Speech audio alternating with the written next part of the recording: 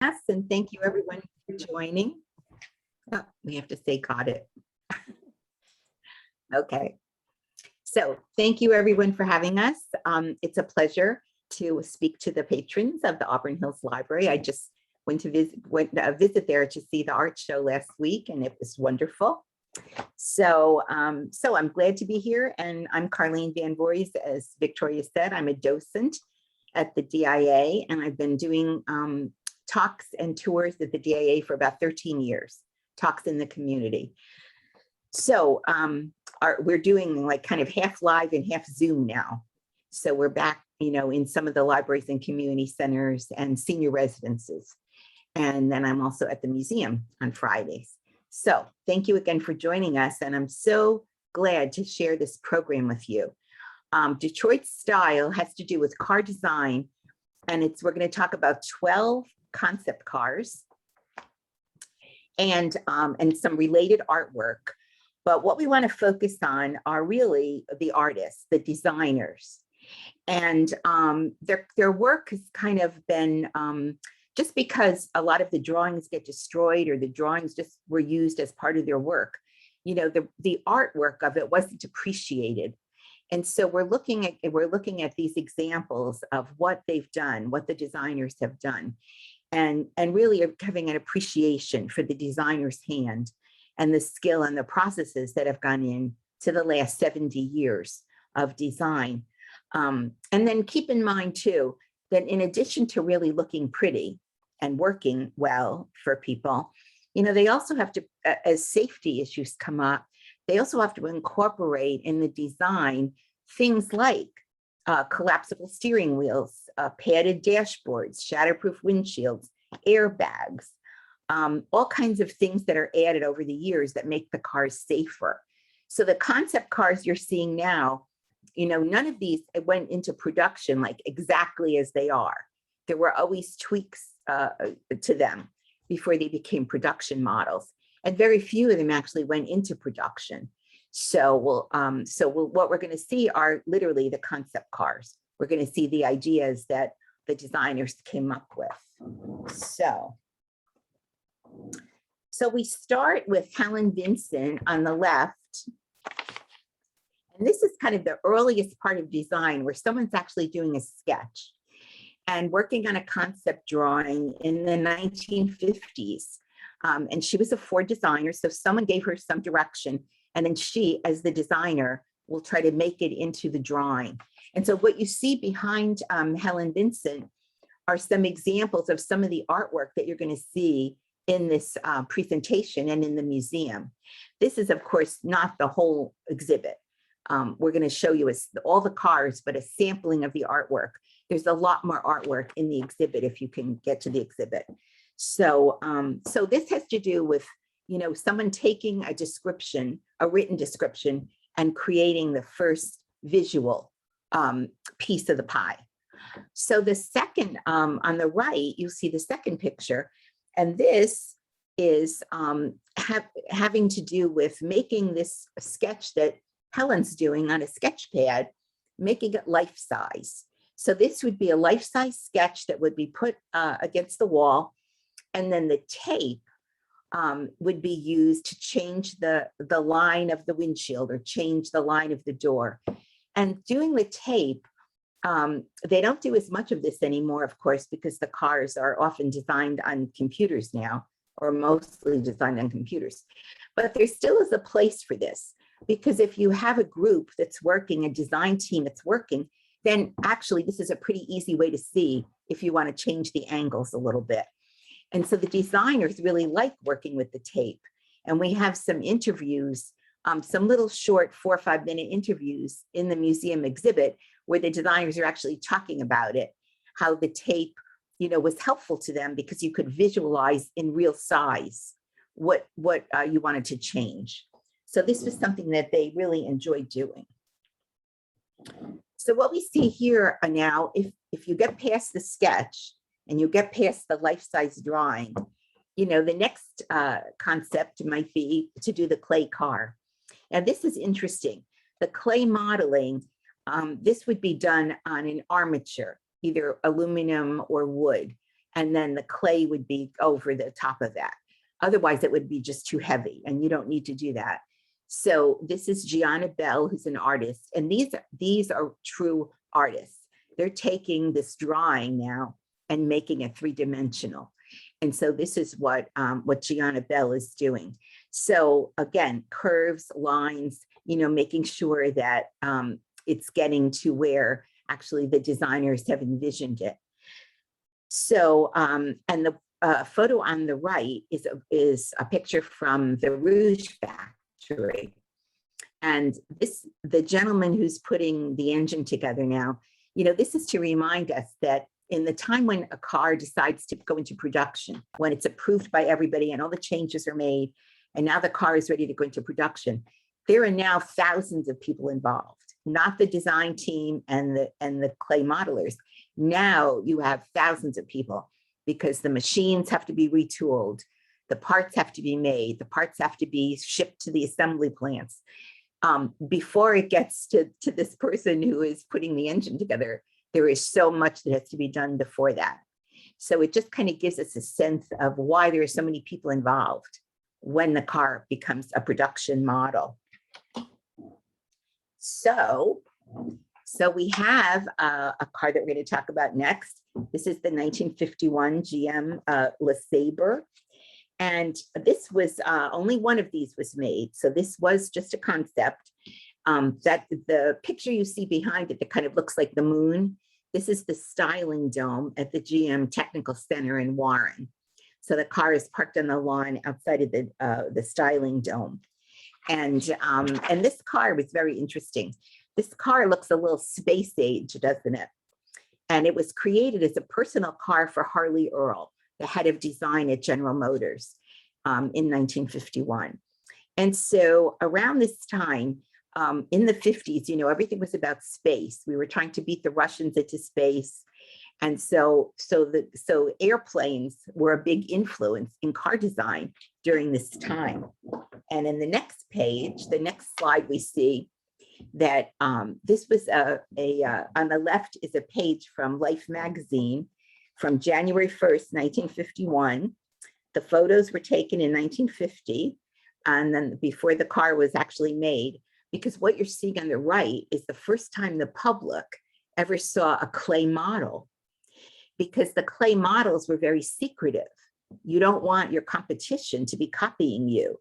So the clay models, they were like, hidden, that no one saw the clay models. And so this is the first time that the public actually got to see, what do these look like? And what you see on the left are Sabre jets. So, and of course, the Sabre jets were the ones that were in competition with the Russian jets. So this was during the Cold War, and new technology and mechanics, this was celebrated all over. So you can see how that influenced not only the name, because the Sabre jets and the car was named the LeSabre, but also the styling that you can see. It's pretty space agey. So, and this one I love this rendering. So this is a painting, and this is by Art Miller, who was working for Ford Motor Company. And this is the interior of a car. This is they've designed an interior of a car. And just so you are sure to get the connection between airplanes and how the styling is, they put the airplane going past the passenger window. So they want to make sure you understand that we're trying to evoke airplanes here, jet planes. And so they want to make sure you get that message with this artwork. So it's kind of fun.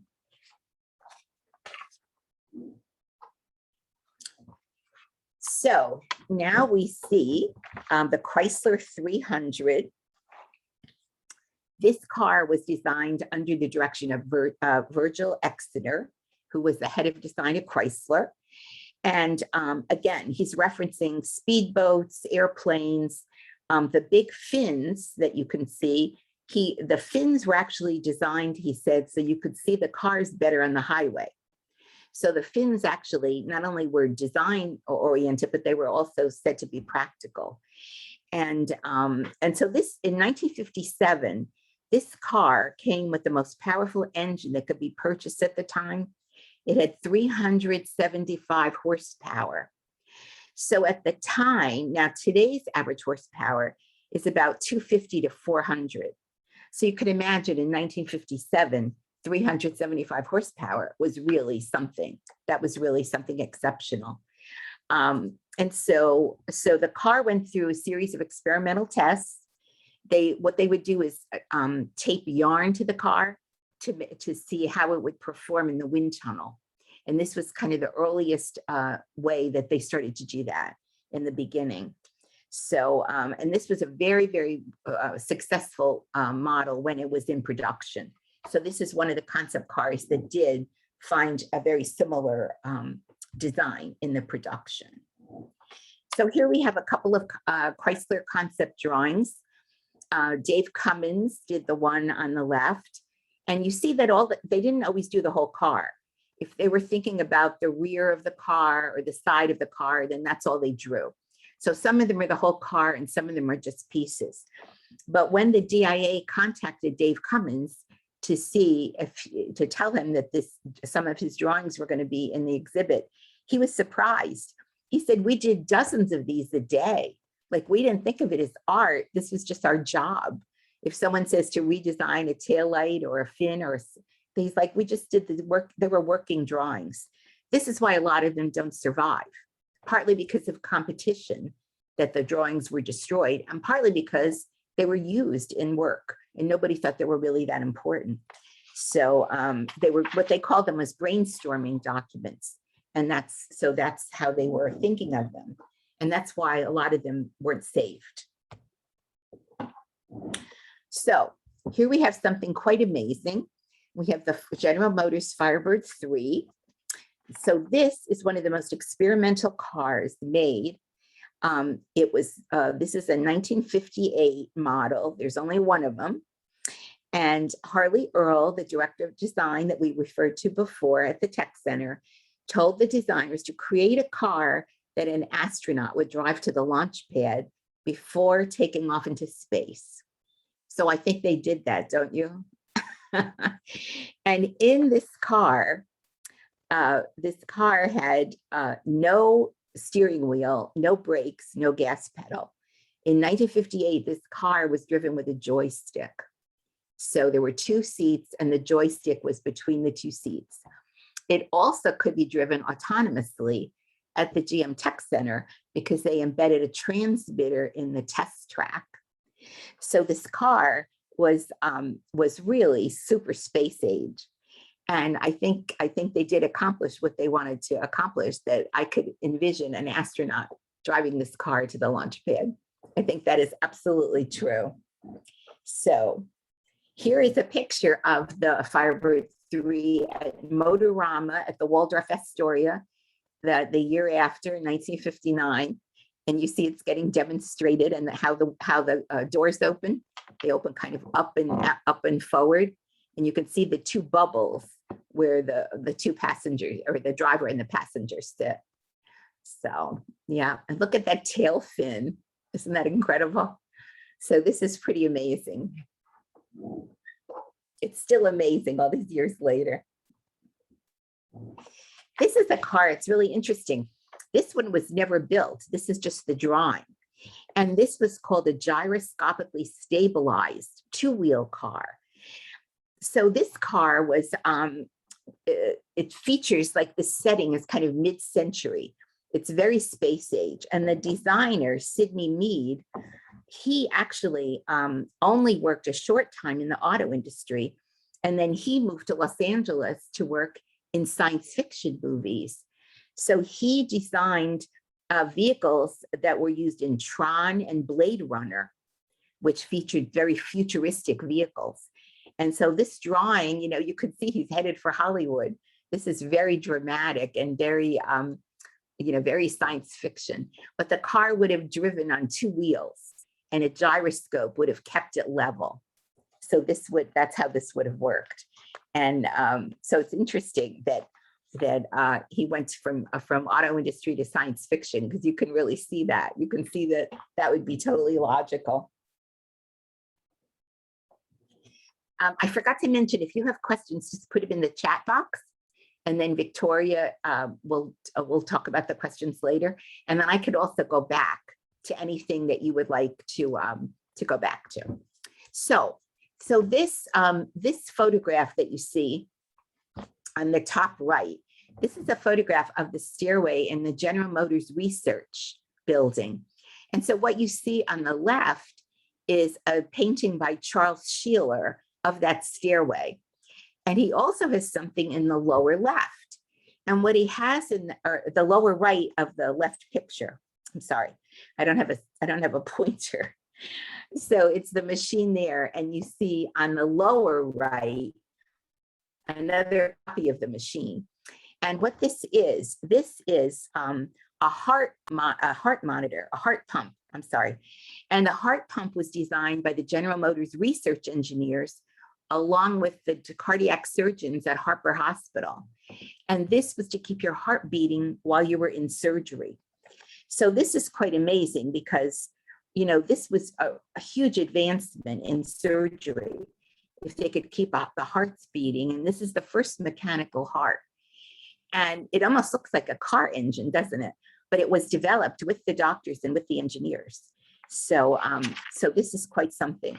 And again, you know, we know that during COVID, during the beginning of COVID, when the PPE was short, a lot of companies started making personal protective equipment for the healthcare industry. And so this is in 1955. So whenever there was a need like that, you know, we saw that collaboration of people. Here is the early 1959 Corvette Stingray. So this was the idea that you would make a car that looked racy, like the European sports cars. And so this was kind of a rebellious energy in the cusp of the 1960s. And this was supposed to be, you know, the baby boom generation coming of age. Now, this car was also driven by Elvis Presley in the movie Clam Bake in 1967. And the car was an early concept by Bill Mitchell, who actually worked for Harley Earl. So here is another version of it. You can see this, the clay model is on the left, and you see another version of it on the right. So what was happening here?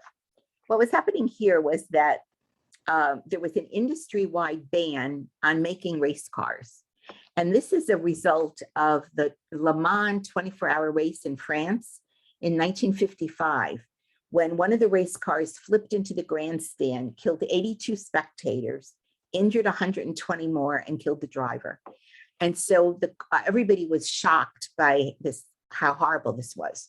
So the auto companies sort of got together and said, okay, we're not going to make things that look racy because obviously it's dangerous. However, there was a special Studio X that was created by GM in a building that was, quote, too boring for anyone to notice, unquote. And Bill Mitchell wanted to design the Corvette. He wanted to really do it anyway, even though there was an industry-wide ban.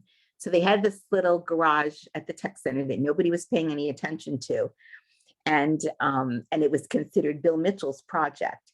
And what they did, instead of hiring automotive designers, they hired young car racers to design the car. And so this was the beginning of the Stingray. This was the beginning of and the design really has influenced the shape of Corvettes ever since then. You can always tell that they're related to each other, no matter what year you see a Corvette. And so this is, you know, this is one of the classic designs that has remained for decades as something that people are drawn to. I'm going to show you the next picture first, and then we'll come back. So this is a photograph that was taken by Ed Ruscha. His parents lived in Oklahoma, and his studio was in Los Angeles. So on one of the trips when he was going back and forth in 1962, he took a series of photographs of things next to the road. Now, this is during the 60s is when the interstate highway system started to be developed and started to spread very fast. And so what do you need if you have an interstate highway system and people are going on road trips, what do you need? You need gas stations, you need places to sleep. So Holiday Inn started a big expansion. And you also need places to eat. So Howard Johnson's was one of the first big chains that expanded. And so what Ed Ruscha was looking at is, how things had become commonplace. So now, the gas stations start buying up the little independents, and now things start looking quite a bit alike, don't they? So we'll go back to this one.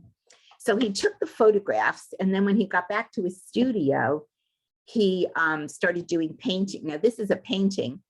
This is owned by Dartmouth College, but we actually have a print that's very similar that's in the DIA collection. But he did a series of these, and that sort of never changed, did it?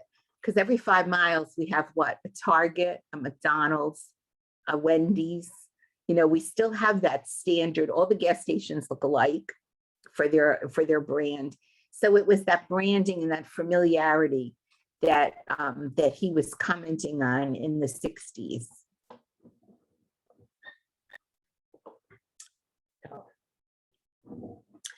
So here we have the rendering of a proposed 1967 Cadillac Eldorado. This car looks huge, doesn't it? It looks like a bus. But look at it. Look at how simple it is. It's very angular, but it doesn't have a lot of chrome on it. The one on the left is pretty simple. And we look at the drawings that are on the right of the 61 Pontiac Catalina. And again, they're not too unusual. They're pretty straightforward. You don't have the big fins that we had earlier. You have smaller fins, and things are kind of evening out a little bit. They're a little more streamlined than they used to be before. Here we have on the top a GM Oldsmobile Toronado, and the Toronado was really kind of sculpted around the engine. You see how the sides over the wheel wells, it's kind of more rounded. This, and this is 1966. This also is the first front wheel drive by an American company since the 1930s. So it was 36 years before this, 30 to 36 years before this, when there was the last front wheel drive car. And many connections. This car looked very similar, even though this is the concept version. This looked very similar to the production Toronados. So it was quite beautiful. And then the one in the bottom, the Airbrush Concept, this is when they make drawings, they can either use pencil, charcoal, spray paint, different kinds of airbrushing. So this is kind of just an example of how the designers work. And this is one example that I think is really quite beautiful. And it really shows you the wind as it's going in the wind tunnel. It really shows you kind of the smoothness of how everything is kind of flowing very smoothly. So this is really very pretty depiction. And here's a picture of a Ford interior proposal from 1965 by Jim Shelburne. And look at how painterly this is. This is a painting, but look at how beautifully Jim Shelburne does the depiction of this interior of a car. When you look at the seat, the part that's close to us, the leather even has the little creases in it. So it's done with such care, even though, like we said, this is a working painting, a working object for someone to see and look at. But it's art, and I think it's just so beautiful when you look at how much he cared about the details of this leather on the seat. It's quite amazing to me how pretty it comes out.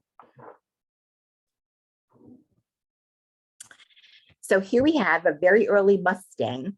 The first one was 1964 and a half, they say. And this one is 1967 concept. So a couple of years into Mustangs, they're still getting tweaked. The idea for the Mustang is that it was supposed to be affordable to working people, to average people. So the Corvette is kind of high end. The Italian sports cars are very high end. And the Mustang was supposed to be sporty, but affordable. to regular people, to regular working people. And so it was kind of the fantasy look. And of course, this is what's called a pony car. And they have, you know, kind of the long front hood and the short deck in the back, and really just associated with horsepower and performance. So this car actually was featured in a lot of television and movies. If you remember, Steve McQueen drove a 1968 Ford Mustang in the movie Bullitt. He was driving in San Francisco up and down the hills. And then also, if you remember, Mary Tyler Moore's show, she drove a 1970 Mustang in at the opening credits of her show. When she's driving into Minneapolis, she's driving in a Mustang. So again, it was supposed to just, you know, give you that idea, evoke that idea. And here we have another pony car, the Chrysler Plymouth Barracuda. And again, you know, it's kind of evoking, even though it's supposed to be an affordable car, it's really evoking a high-powered race car, because we see the scoop on the hood and we see the tie downs. You know, of course, the hood isn't going to go anywhere, but it has the tie downs that the race cars had then. And so the scoop, this would have been found at cars on the racetrack. And it's so interesting because this is another classic design, like the Mustang, like the Corvette, because my grandson has a 2019 Chrysler Challenger. And if you put them together, you would never think there's 50 years between those two cars, because it looks so similar to this one. So again, once you get it, even though people are looking for different concepts, a lot of it is just tweaking it. Once you find a concept that resonates with people and they love it, you know, you'll see the relationship between the next models that come. So it's quite exciting. Here are a couple of more sketches that one of them done in one color, but the other one is really quite finished. So we have a couple of different ones. The one on the left was done to get ready for the clay depiction of it, and then the front end facelift. So this is a little more specific to just the front end, but it gives you an idea of the different types of drawings and sketches and paintings that the designers did, because all the people who did these are the designers. So for something completely different, we have, actually the DIA doesn't own almost any of this stuff, but it owns this piece. And this is called Shawwasi by John Chamberlain from 1962. It's one of the most significant works done by this artist. And what he's done is he's an abstract expressionist sculptor. So he plays with lines. And in the 1960s, he started using car parts, used car parts. So this is his best known and most identifiable style. He likes using recycled materials, recycled car parts and other materials, because he says they had a life before him.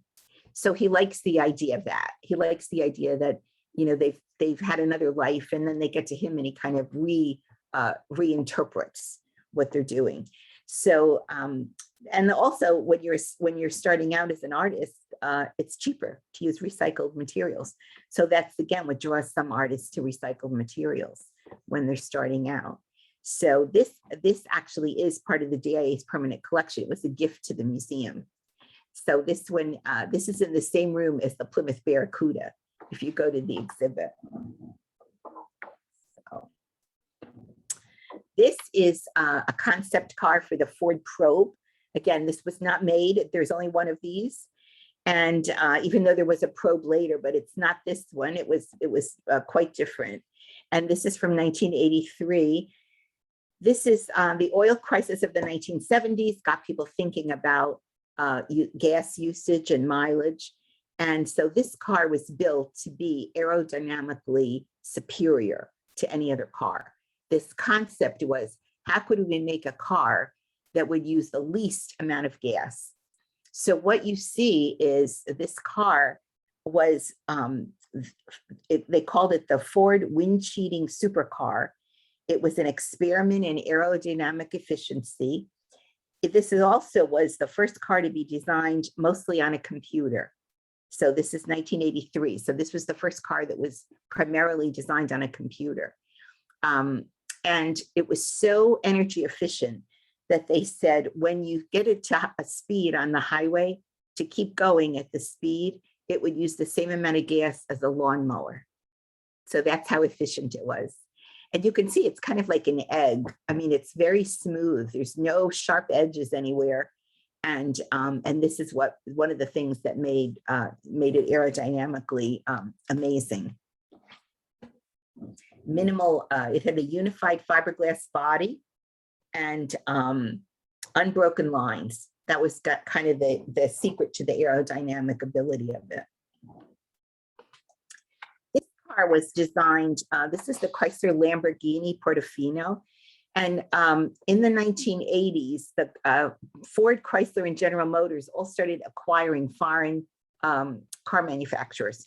So Chrysler purchased Lamborghini in the 1980s, and the car began as a design for the Chrysler Navajo, but actually it was then rebranded as the Lamborghini car.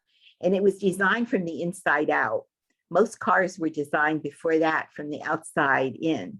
So they would design the outside and then work on the interior. This car was meant to really work around the driver, to work around the passenger compartment. And it was called cab forward to describe maximizing the interior space by moving the cabin forward on the body of the car. So it moved it closer to the engine, and that shortened the proportions. The car doors were also on hinges, and they opened like bat wings. So that was, again, something a little different. It had an influence on the 1990s cars, like the Dodge Intrepid or the Dodge Neon, both of which used the same cab forward principle and the proportions. So the next, these two works are by Peter Kane. This is from the Whitney.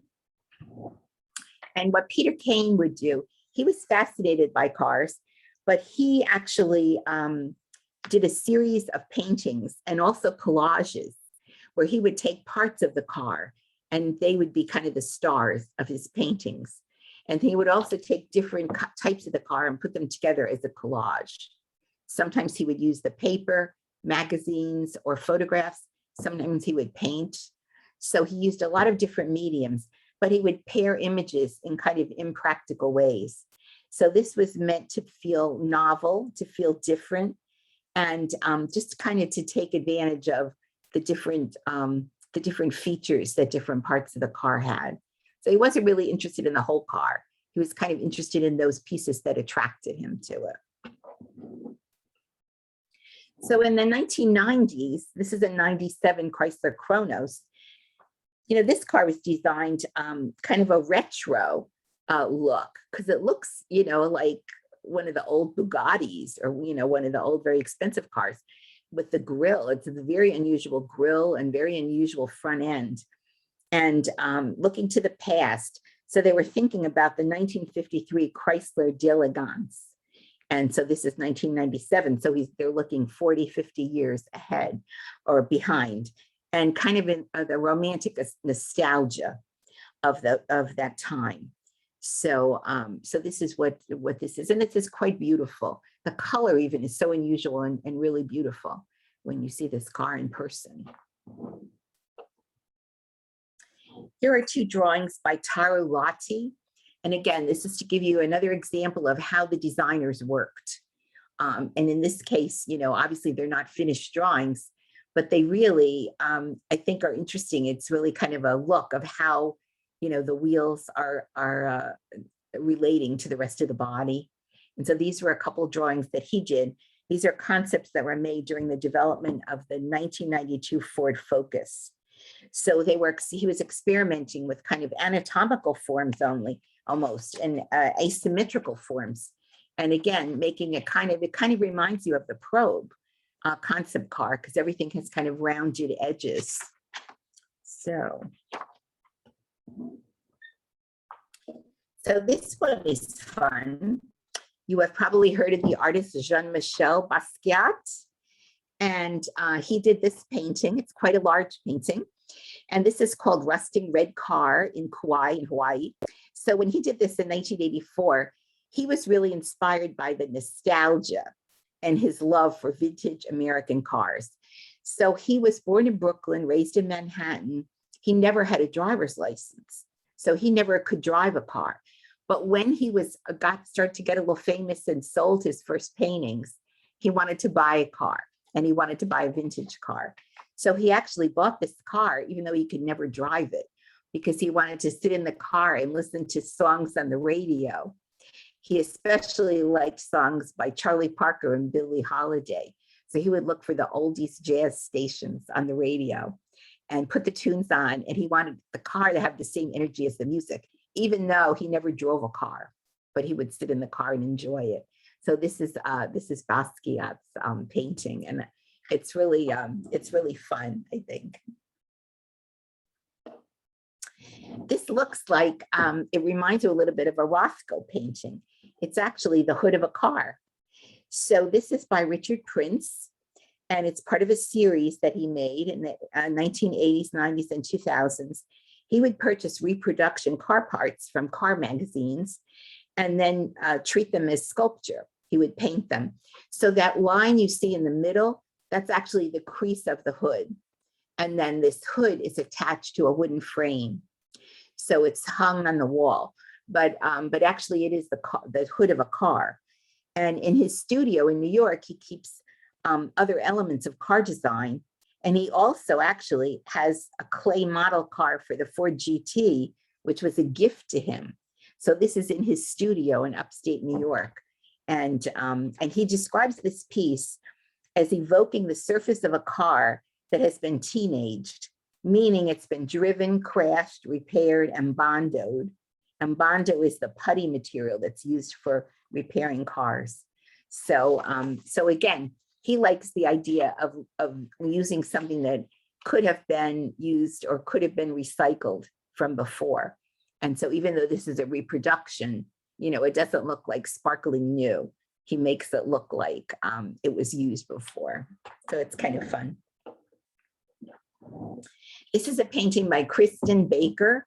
Her family was very big on Formula One racing.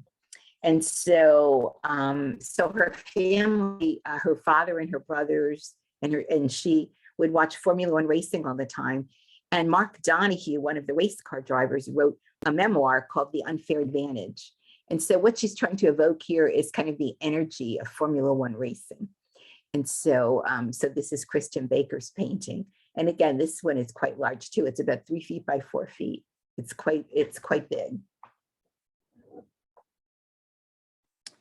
So here we have a concept of a Ford GT 2002.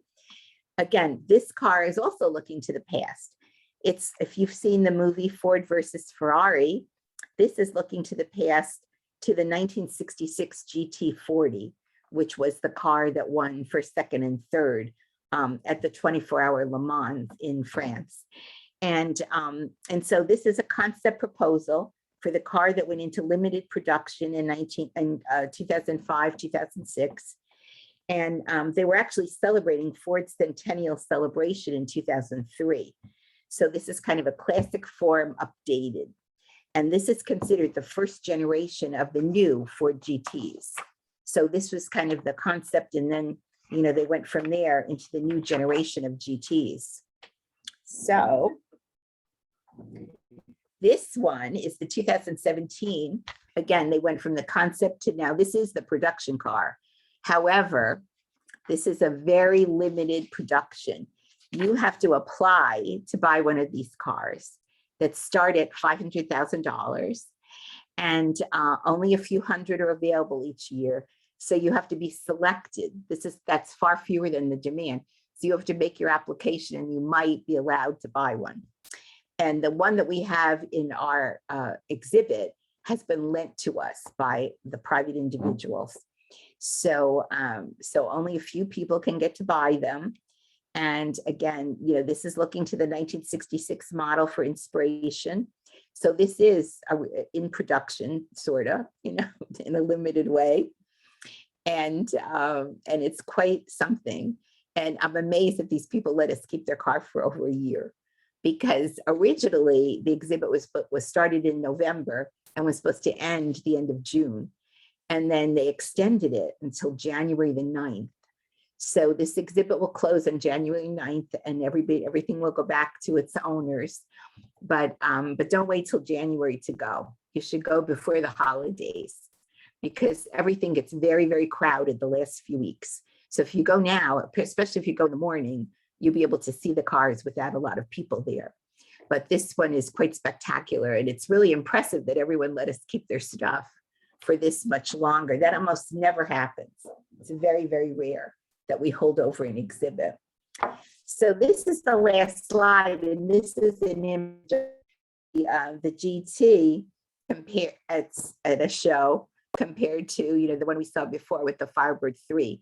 So really kind of looking at, still we get that rush when we see the auto shows, and we see these spectacular models that very few people are going to own, if anybody. But it's an exciting thing to see the designer's work come to fruition. Even if it's just the concept car, someone had to put a lot of work into thought in designing. So it's really kind of exciting to be able to see these cars in person and to learn a little about their history. So if anyone has questions, I'm glad to go back to anything and do the best I can to answer your questions. So thank you, Carlene. I'll help moderate questions here. You guys can feel free to ask questions in chat, or if you're comfortable with it, you can turn your camera on and unmute yourself. I will mention that we do have this video recording, so we're going to be posting this hopefully to our YouTube page. So if you missed the first half of it, or if you want to take another look through something, I'll send that out to everyone who is registered for the event.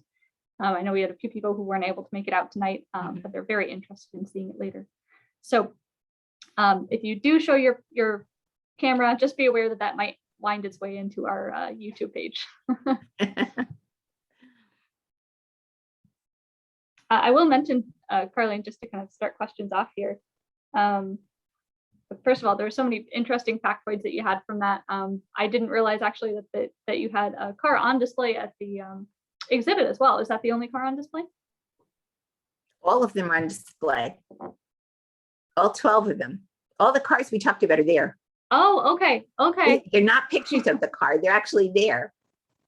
Okay. So all the car. So everything I showed you here is there, plus more.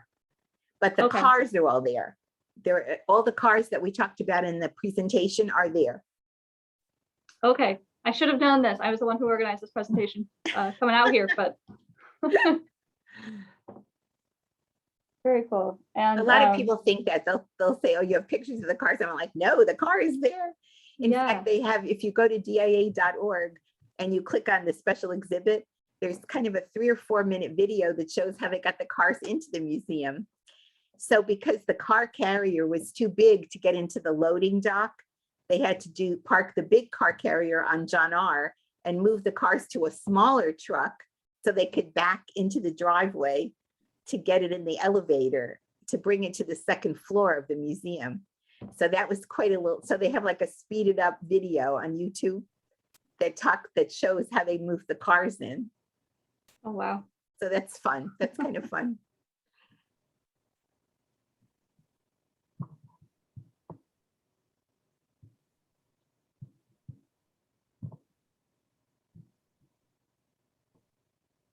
Oh, I wanted to also mention that right now the DIA is closed Monday and Tuesday, but we're open the rest of the week. But on October 12th, we're also opening on Tuesday. So now you can go Tuesday through Sunday. And we still are asking people to make reservations. So the reservations are free. You just go to dia.org and click on tickets. And what the reason for that is so that we can spread people out by time. So you're just going to choose a day and a time you want to come. And then there'll be a ticket that they'll scan when you go in. But you can stay as long as you want. It's just to limit people when they come into the museum. So just to try to keep the numbers down. So okay, and I showed a link. Sunday. Yeah, I shared a link to the DIY website in the chat here too for anyone who's interested in making reservations to see the exhibit. But I appreciate you walking us through some of the stories behind these concepts and some of the artwork that'll be on display there. Yeah. I know you mentioned the, I'd never heard about the Le Mans racetrack before the accident that happened there. Yeah. I will be definitely looking more into that on Wikipedia later today. Yeah, it's really, yeah, that was 19, what did they say, 55? Yes. The big accident was at 55. Yeah. Do you happen to know what caused it? You know, off the top of my head, I can't, usually with race cars, somebody runs into somebody else. But the issue was that they didn't have the boundaries of the race car protected enough, which caused the car to flip into the grandstand. So it was more not so much the cause of the accident, but they weren't protected enough. The spectators weren't protected enough from possibly the actual track. Yeah, more the track design than the car design. Correct. But horrifying enough at the time, I'm sure, for our designers to. But again, the cars kept getting safer too, because a lot of the safety features, for example, at one point there were so many people dying in car accidents, and the car manufacturer said it's all driver error. But it turns out, no, there were a lot of things you could do to make the car safer. And that's when we find safety belts. That's when we find collapsible steering wheels. We find shatterproof glass, like all of these things that weren't originally designed in cars.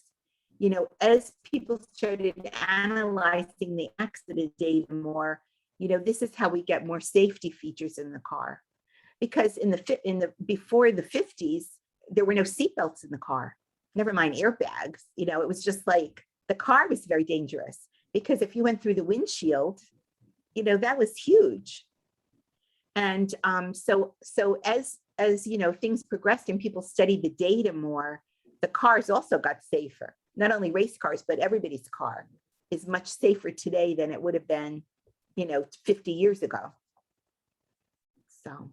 Right. I see a question in the chat box. I see a 1. Oh yeah, I just written in the DIA web address for everyone to be able to refer to there. That's good. I'm curious to know what you feel like is the best age of car design. Well, I think that they keep getting better. I've had Camaros, I've had Corvettes, I've had those cars. Now the last 9 years, I'm on my 3rd Volt. So I have a hybrid Volt, and I love it. I almost never use gas.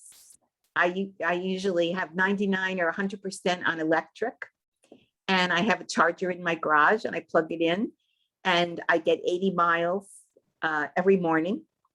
And if I run out, if I'm on vacation or something, there's another 350 miles if you fill the gas tank up. So I can go anywhere. And I don't have to be dependent on the electric, although I use the electric all the time.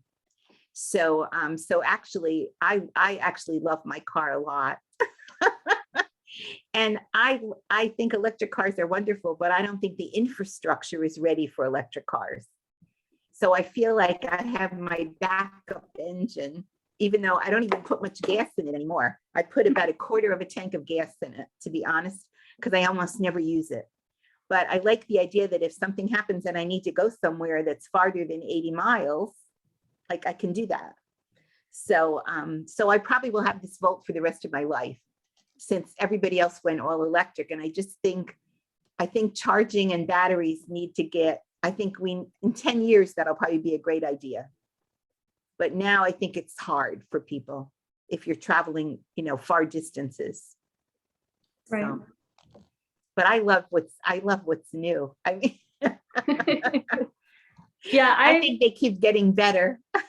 Like a lot of Detroit natives, I think my whole family has always worked in automotive in one form or another. So, right. I've had the perspective of my dad who works in the autonomous car industry. Right. And then also, my grandparents who are all working with, and my grandpa does helps with I keep forgetting the word for it, but like he buys a bunch of old car parts and then puts them together. Ah, yeah. But well, that's his goal, is to put them together. Most of the time they just sit in the Right, garage. right.